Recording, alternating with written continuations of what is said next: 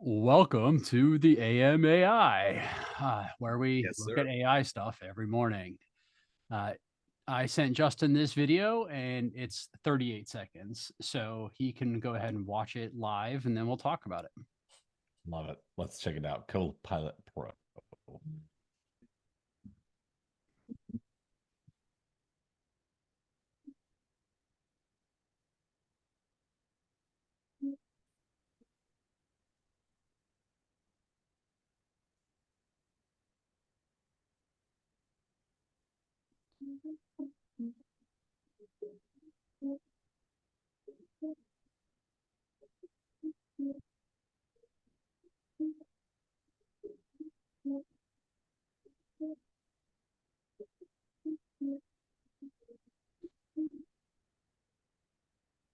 Pretty cool. So for $20 a month, you get ChatGPT 4 uh 4 Turbo. Yeah, ChatGPT 4 Turbo embedded in all of the Office suite and the website access. Um Yeah. It's the embedding, it's the integration, I think, that is sort of the big thing to notice here, right? Is that like these tools getting more embedded into everyday applications that I think is the interesting thing about that video. What did I don't know if you remember, but like about a month ago, I was like, I think Microsoft wins this game. Well, I mean, look, given given the fact they own, I don't know if they own a majority piece of OpenAI, but given their position with OpenAI, it wouldn't be shocking if Microsoft comes out the victor here. Well, so you know how Microsoft's deal with was structured, right? I'm gonna say it again for those who don't know. They don't own Yeah, anything. Um, right. they get the massive chunk, I don't remember the percentage of the revenue until they get, I don't know, $1 trillion back or something. It's some crazy dollar amount, right? Yeah. But they don't own any of the equity. It's still owned by the nonprofit. Um, in exchange for that money, they got everything until AGI that OpenAI builds. Right. Right. And so I'm reading between the lines here. That's why I'm bringing it up. Microsoft launching this probably means they know the AGI is close and they need to extract as much power from their relationship with OpenAI as possible. Yeah. Um, that's how I'm interpreting it, which Yeah. might be generous. Um, but also, you remember that the $10 billion they invested was Mhm. primarily in Azure credits, so OpenAI could just run and train and not have to worry about anything. Right. Right. It was a Right. genius move. Sadaya Brilliant. Nadella, is A brilliant dude. I'm not saying he brokered the whole deal, but that deal was brilliant. Yes. Yeah. Yeah. Absolutely right.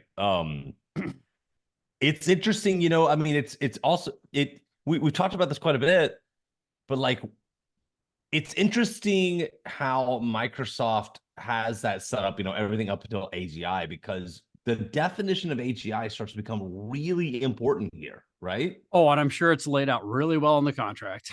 And Um, that's what I want to see. I want to know like how the two of them define AGI, because given that there's so much sort of slack in terms of what people think that is, right? What is AGI? Clearly, OpenAI and Microsoft have a crisp idea about like when that line is crossed, right?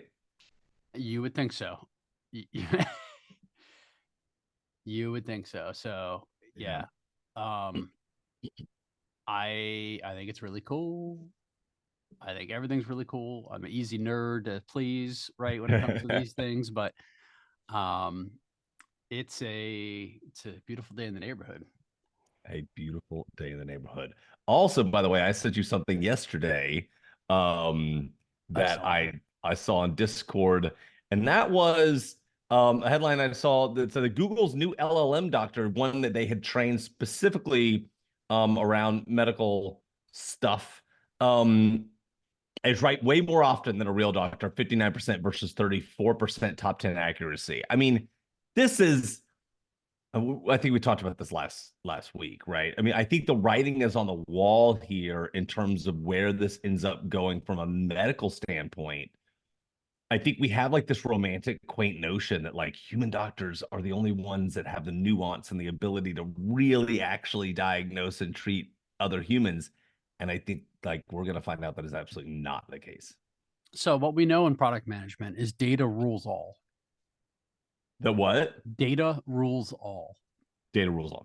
100%. Yep. And how much data can a doctor extract from a fallible human in a 5-minute conversation to create an accurate diagnosis? Mm-hmm. Mm-hmm. Right. That's just, it's the sheer volume of data that uh, IoT and health metrics can start to provide and then process with AI. There's just no chance that doctors will keep up with AI in terms of diagnosis capabilities. Yeah. And I think it comes back to like we talked about this quite a bit. And I think this is another example of it is what's going to end up happening is there's going to be a boom. And if I were going to invest some money, if I were going to start a startup, I would think about these spaces. Is the collection side of things, like this Apple Watch or the Aura Ring or that new ring that just came out, right? All of these, the things that can convert bodily signals into data streams are going to be the linchpin piece of technology that makes all of this work. Because without that, it doesn't work. Again, data is it, right? So the data collection bit, that those pieces of hardware are going to become so important over the next decade. 100% agreed. And I'll give a little shout out to a local company called Hello Care. They do AI patient monitoring.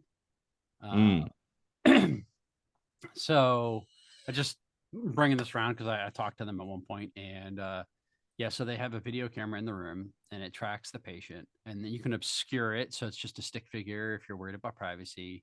But they can see when patients who aren't supposed to move are starting to move, fall risks. They yeah, can do suicide watches and all these other kinds of things. And so they can allow one nurse with a massive nursing shortage to physically watch 8 or 10 rooms at a time instead of mhm, just see them for 30 seconds at a time. Right. So it's an interesting thing, but they have been working on a remote examination kit that has a number of these uh, connected devices that can connect to a tablet and pull all the health information. So, and I think one of their goals is to allow, like, poorer areas or third world countries to take one of these and essentially have a doctor's office set up in a remote village where everyone can get scanned once a month or whatever, and then right. send it to the doctor for diagnosis if there's any issues. So I like the whole space is going to be very, very interesting. Mhm. It is. I mean, one question that it makes me think about, right, is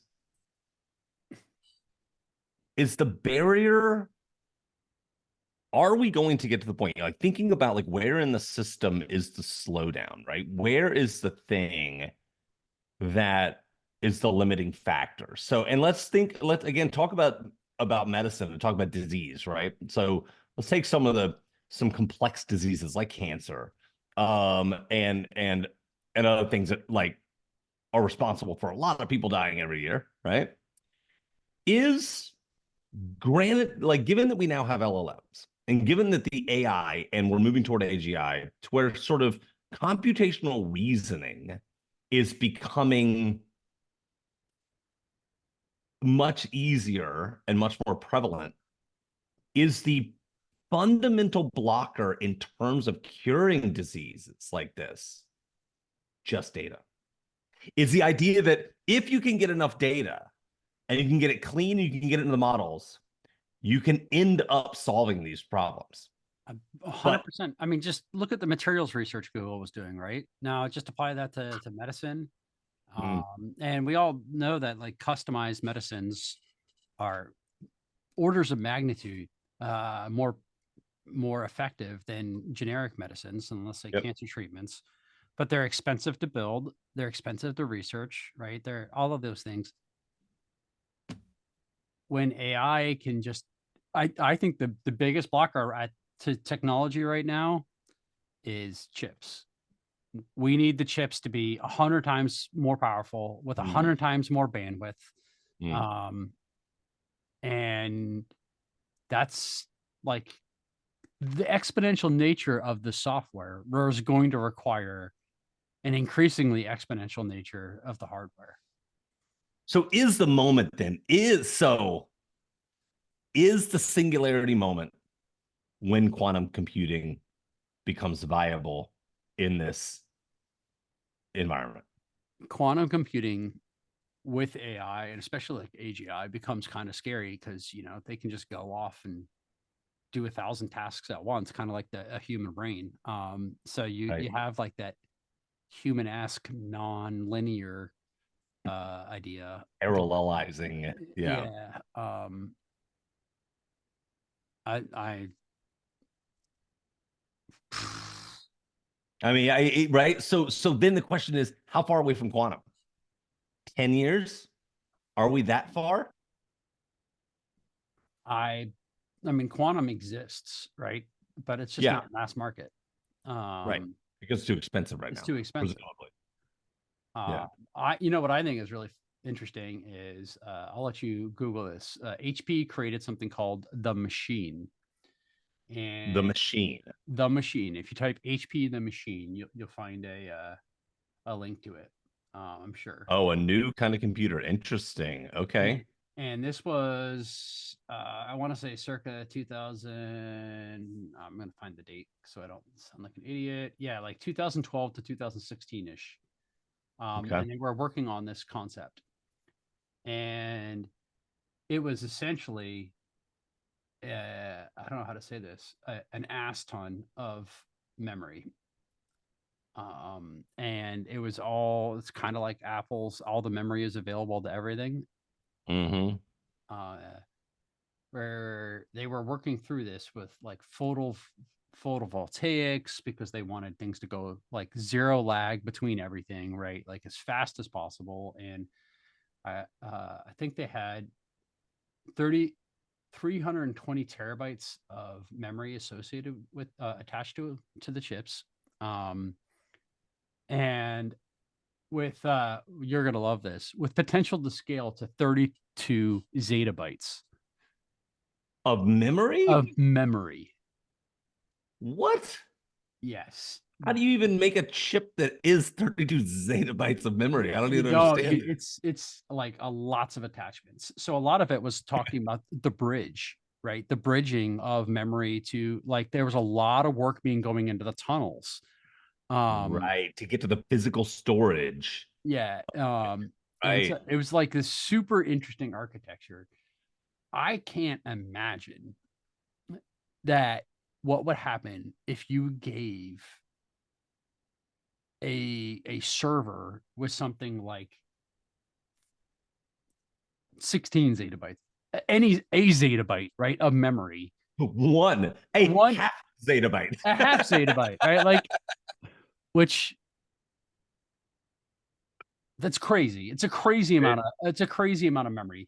And you it's gave insane. it's 80 processors, I think they had 80 processors in the server with Mm. 320 terabytes was the base. All right, so let's use the base configuration. What could OpenAI do with the server like that?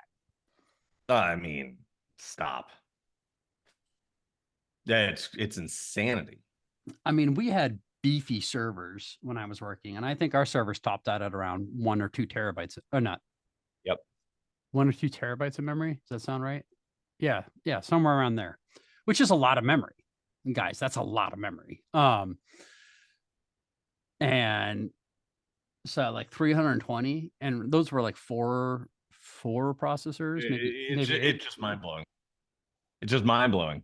It's hard to believe. It's crazy to be sitting here having this conversation, given that I can remember going when I was in high school and early college in the late 90s. I remember going to computer shows and buying 4 megs of RAM chips, SD RAM, to stick into my computer at home and thinking I was a baller when I like had 32 megs of RAM or whatever.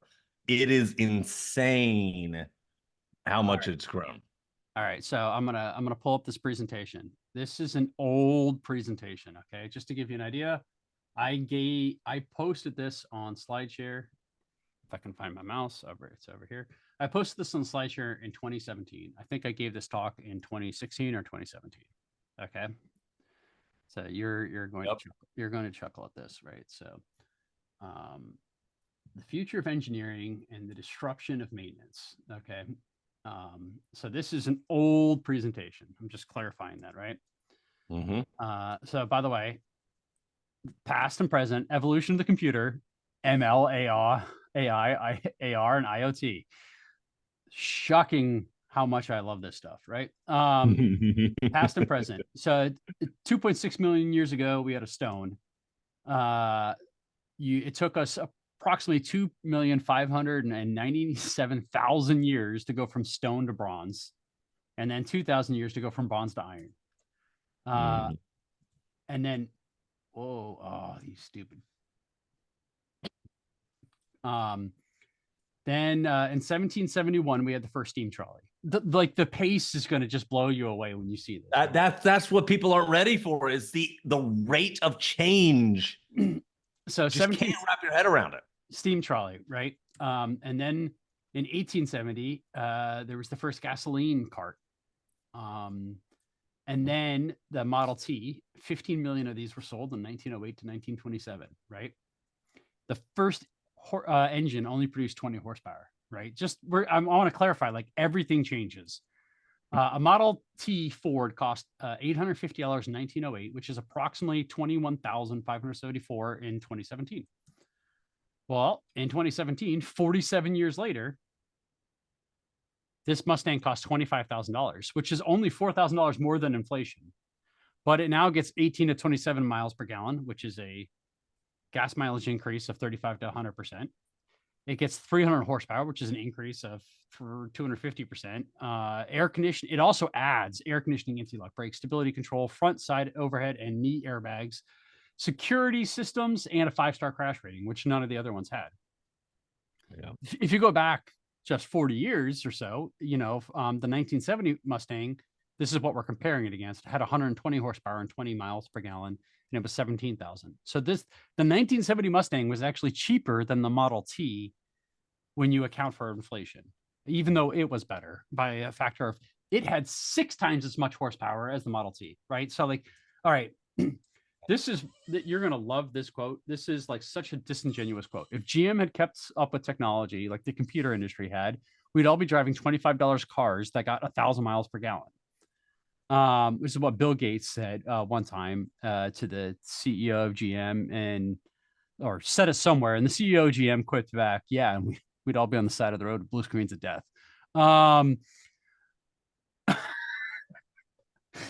Yeah. So anyway, future is now, right? So now we start talking about like, hey, Tesla's where it's at. So this is where it starts to get interesting again. This is how many miles driven versus the annual deaths per billion miles. And you can see that it plummets. And there was a lot of different things involved with that. But this Waymo experiment back then, 100,000 miles were driven without an accident. 1.7 million miles were driven with only 11 accidents. All the accidents were caused by humans hitting the cars. Of course. And A computer's not going to probably make a mistake. My favorite was that a cop pulled over a car it thought was driving too slowly, 24 miles an hour and a 35-mile-an-hour zone, and the cop was unable to give a ticket because there was no person in the car. And they didn't know what to do. So that's funny. That's amazing. They're like, well, shit. The dog that caught the car, like kind of literally. So now we're talking about computers because we were just talking about HP machine, and that's actually what made me remember this. First mechanical computer in 1822, first electronic digital computer in 1903. 1903, by the way. Did you realize that? That the first electronic digital computer was 1903? Yeah. I actually don't think I realized that. I was thinking like in the 40s. The first programmable computer was 1936. Yeah. But I thought that was all still analog. at that point. I actually don't think I realized that there was a digital version of that early. So 1976, you're going to love this. The Cray 1, 160 megaflops, $8.8 million. The cost per teraflop was $58 billion. You know where I'm headed with this, don't you? I know where you're headed with this. And by the way, let's just remember this is in the 70s. This is in the 70s to early 80s, right? This was not long ago. I was born in 1980, right? So, like, this is essentially inside of my lifetime. Yes. And 1988, $20 million to buy this one. And it was $7 billion per teraflop. 2002, it was $15 million. Massive shift, right? 20-year difference from billions to tens of millions. Orders of magnitude. Orders of magnitude. The Xbox One, $83 per teraflop. In the Xbox. Just unbelievable, right? Now, comparing equivalents, the Cray 1 was $8.8 million and it had 244 megahertz worth of processing. The iPhone 8 in 2017 was $699 and had 850 megahertz. All right. Guys, this, I don't know if this slide has it or not, or if I just talked about it. Yeah, I think I went through it first. The price of RAM. Have you seen this one? $900,000 in 1985. Per gigabyte. Okay. Per gigabyte. Yep. Down to, it's less than $1 now, I think, right? Less than $1. It just. So machine learning. All right. So I didn't actually cover this, so I want to say it now. What do you think the first iPhone would have cost when in, I think it's 1960? Don't quote me on these years or the actual numbers. If you had the processing power equivalent in 1960, processing power, memory storage, everything, peripherals, the whole kit and caboodle. I mean, it's obviously it's into the millions. Trillions. It was more than the GDP of the US. What? That's insane. All of the computers built had less processing power than a single phone. I mean, I mean, you know, people make the jokes, right? Like that the phone is more powerful than the computer we sent people to the moon on, right? Now, it's not a joke. Granted, it's not a joke. It's not a joke. Now, granted, sending people to the moon is just really a bunch of like trigonometry and algebra and some calculus and blah, blah, blah, right? Like just run a whole bunch of times. But it is insane. It's just really hard to wrap your head around. And which tells you that like when we make predictions like, oh, in 10 years, AGI, you start looking at that prediction, you go, that is the dumbest, most conservative prediction ever. It just doesn't feel like it keeps pace. Yeah, well, look at the price of RAM here in 10 years from 1985 to 1995. From 900,000 rounded up to 31,000. Insane. Insane. All right. So, gosh, I hate these commercials. SlideShare really went to shit. So machine learning, right? So, all right. So these are going to seem elementary because this was from 2017, which by the way, was like 7 years ago, right? Like it's crazy. At that point in time, engineers were being paid a ton of money to replace people, right? Google acquired DeepMind for $650 million just so they could have the engineers, basically. The AI, this is so old. It's like, okay, no kidding. The AHA 8-point checklist could be 72% accurate. Like, okay, like, 89% accuracy in diagnosing cancer versus 73% by human doctors. And by the way, this was in 2017. Like the quality differences, it's hard to, but this is where it gets interesting because this is what I was talking back then. Each company in the US was hiring people to replace their own employees by building AI, right? It wasn't, and they were building highly specific, essentially learned AI versus generalistic AI that can like solve random multiple problems. And it was being very, very effective. All right. So what industries are losing? You're gonna, man, I can't believe I've been harping this shit for 7 years. I can't.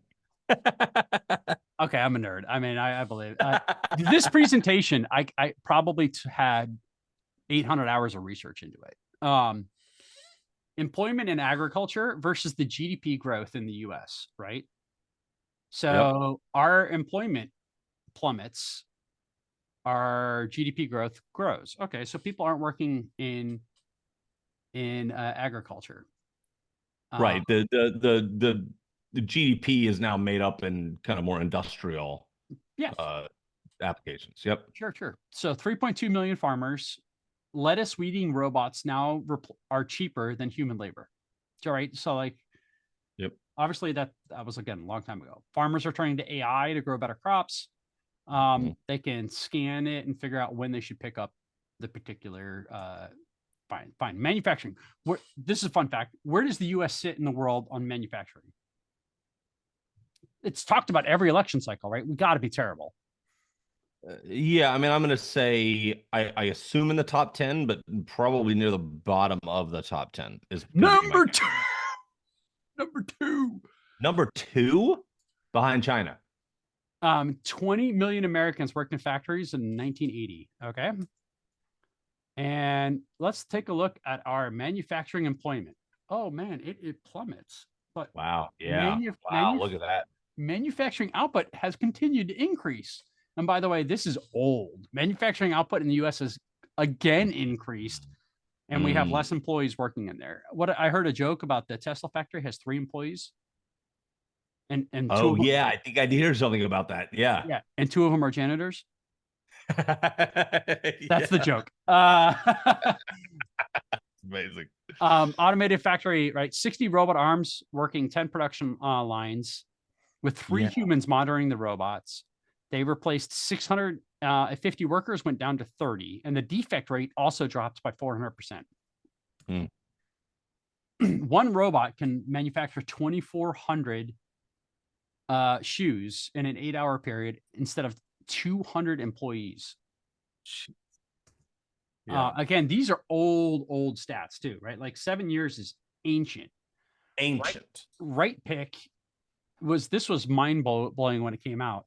They could pick items off a conveyor belt at 500 to 600 per hour, which was the same speed as a human, regardless of the size of the box because of the way they had the suction pads.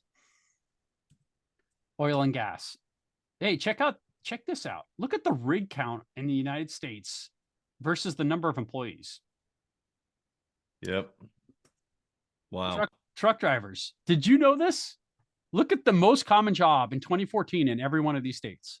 Truck driver is the most common job in the vast majority of states. Wow. I mean, that is actually a crazy sobering stat. In 2014. Again, the world has changed a lot. Also, So, also interesting, by the way, that like California, it's not software developer, but somehow in like Utah, it is. um, California is a big state. It is. Um, so, and by the way, I think in Florida and 2 or 3 other ones, it's actually like primary school teacher or like teachers. Oh, But no anyway, kidding. so 21% demand for trucks, a growth from 2017 to 2020. They can't fill the number of trucking jobs already. The first self-driving truck run happened in 2015. Do you know what it was? Mm-mm. It was a beer run. A Uh, beer run. I love it. um, BWN beer run. and they're looking for complete autonomous capability by 2022, which by the way essentially did happen. But the laws haven't kept up. So they are hoping for mass market penetration by 2026. I still think that makes sense. Mm. Um, 38% of the jobs will be taken over by robots within 15 years, right? This was LA time. one of the big studies. PWC, it looks like. Yeah. And technology. Okay, so these are fun. This is a video. I think I can play it. Maybe not. No, because it's not PowerPoint. This is a SlideShare. This was an AR thing that just scanned it and automatically solved it and wrote all the numbers on top of it for Sudoku. Which again, this is 2017, or 2016. I feel like this is trivial now. Yes. Upload it to ChatGPT and get the answer back immediately. Yep. Infrared thermography, which obviously this was a maintenance conversation, so we're talking about like different ways of using things. Mhm. Um, the daiquiri system for like 3D overlays when you're scanning things. These are really, really kind of interesting applications. And again, Justin and I randomly have both worked in maintenance. Mhm. It's kind of really funny. Upskilling the workforce through AR, where you can actually teach people how to do things through AR. IoT, 50 billion machines will be connected to the internet by 2020. That has definitely happened. So now you can do things like vibration analysis. Um, Starwood Hotels did it for daylight harvesting for energy management. Hmm. By the way, you're going to love this one because we talk about data all the time, right? To Mhm. check a meter once per day with a human is $4,000 over the course of the year. Once per Okay. once per hour is 92,000. Once per minute is 2.2 million, and Yep. once per second is impossible. Yep. Yep. Can't do it. Uh, Can't do it. can't do it, right? Nope. So, but with AI and IoT, you can. So 60% cannibalization of maintenance tasks by 2022 will be performed by machines. This was the prediction in 2017. And you know why nobody cared about this in maintenance? Because no maintenance department was properly staffed. So they never had to worry about it. And all right, drones. Have you seen these? Like these are happening now. Back in Um. 2017, where they do fire suppression and window washing with drones in major areas. Oh wow. Window washing makes a ton of sense. Holy cow. This was 2016. This was viral. He was trying to change the light bulb with the drone. He couldn't do it. In 2017, he did. And the joke is, how much money does it cost to change the light bulb? How many engineers does it take? No, I'm being dead serious. Do you know? I don't. It's like 10, like 9 to what is it? What is the No, joke? no, it's not actually a joke. It depends because in a hotel ballroom where the ceilings might be 30 feet, it actually can take two or three people, a lift, and Oh yeah. 20 or 30 Yeah. minutes worth of work. It can be incredibly expensive to change light bulbs. Yep. Um, Yep. and Yep. so Yep. having a fleet of drones do this, it makes a really big deal. I remember hearing one of the casinos in Vegas had 30 full-time employees for changing light bulbs. That is incredible. So now this was an old stat, right? So I'm sure these things have improved. That's one actually the biggest benefit to LED lights was not the electricity savings, although that was a big deal. It was not having to change the light bulbs as often. Oh, right. Longevity in terms of the technology itself. Right. It was because of the sheer labor cost of changing light Yep. bulbs. Yep. Yep. Yep. Yep. Um, Yep. You know what's it? Yeah. Yeah. You know what's interesting about this? I'm just like thinking about drones for a second. You know what I have thought about like another thing that could be replaced by drones, should be replaced by drones? what's that? And that is mail delivery. So I imagine that at some point you will have a mail truck that will have like 20 drones on its back, right? And it will roll up outside of a neighborhood. Each of those drones will grab like the mail for a mailbox and it will just go boom and like go to the neighborhood, all put the mail in the mailboxes, come back to the truck, get the other mail, blah, blah, blah. And then they all sit back on the hive and then they go to the next neighborhood and they all go out and do their delivery and they come back. Like that's gotta happen, right? Like mail delivery is so inefficient. Well, so what's interesting is when I was doing this research, if you included all drivers, driver was the number one job in every state. And when I say all drivers, it's trucking, mail, Deliver uh, couriers, couriers, cabs, um, public. Yeah, right. Yep. Uber, whatever, right? Like Yep. Yep. if you Buses. if you include them all, driver was the number one job in every state. Blows you away when you think about it. I mean, blows you away. I mean, yeah. I mean, that's a very scary and sobering thing if you think about it, right? Because that's coming. It's coming. I It's mean, the joke is that the all of Uber is essentially a hedge on self-driving cars. They're only using human labor because they have to. As soon as they don't have to, they're not going to. interesting. Interesting. The only problem is that technology is not going to be the limiting factor here. Policy is going to be the limiting factor here. Which for sure. For sure. You know, So and that's anyway, ultimately where the court goes in the bottle for a lot of this stuff, sadly. and for something like cars where the regulation makes sense and will take a little while for things to make more sense, fine. But AI impacting other jobs, there's nothing they can do about. Right. And so, but Right. driving, but just it's a so sobering, right? It Be- is. because all right, we don't have enough people to drive trucks already. Right. We Well, I we mean, don't. right.